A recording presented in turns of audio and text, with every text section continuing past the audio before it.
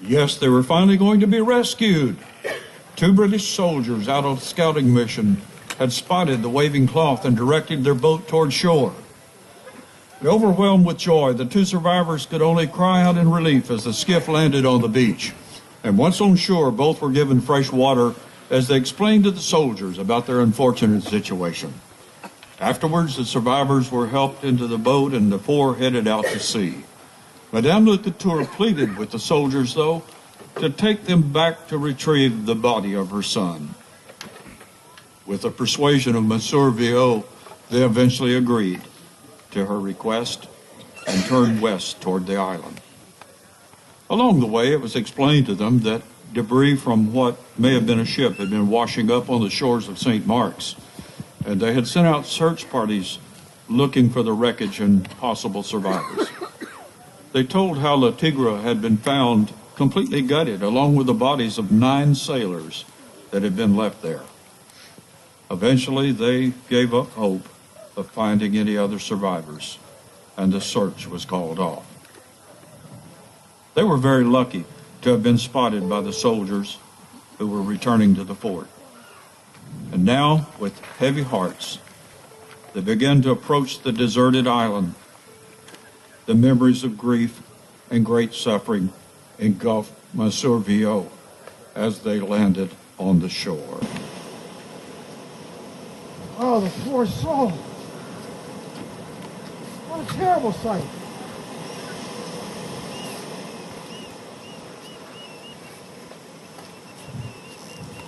No, madame, you must not see him like this. I have to. I need to. For a minute.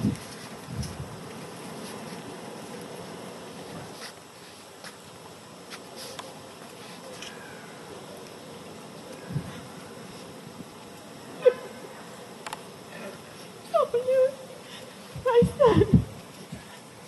I'm so sorry this happened to you. Louis.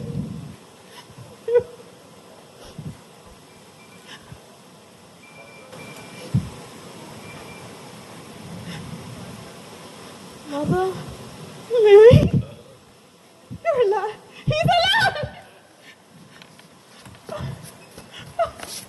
But how could it be?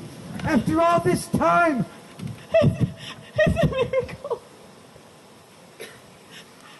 Oh, dear God. He's alive. He's alive.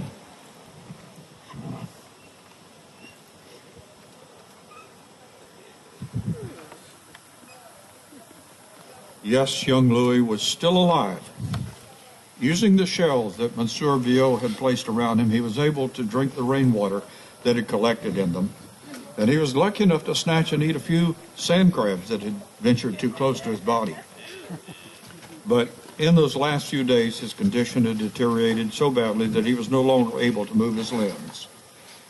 If the rescue party had waited one more day, he surely would have died.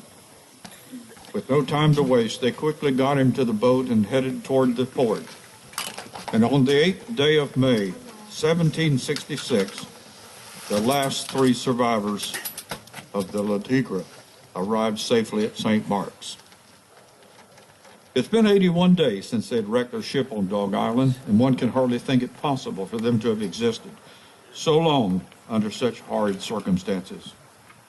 But as we said in the beginning of our program tonight, it's with courage and determination and the will to survive that they managed to endure. After recuperating in St. Mark's, Madame Lecouture and her son Louis boarded a ship for New Orleans, where they both reunited with their family and spent the remainder of their lives. And Monsieur Pierre Viau traveled east to St. Augustine, and from there he made his way back to France, where eventually he wrote the details of his misfortunes in a letter to a close friend. And in time, this story became legendary throughout Europe. And now, 250 years later, on the very same coast where they were rescued, this story has been told again. Thank you for listening.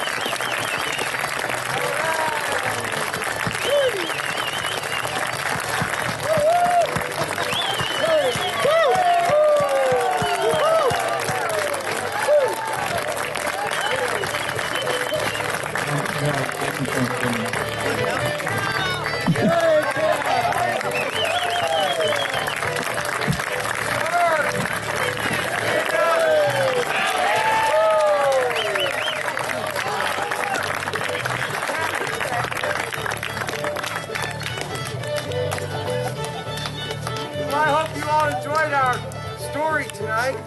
We sure had a good time putting it on for you. Thank y'all.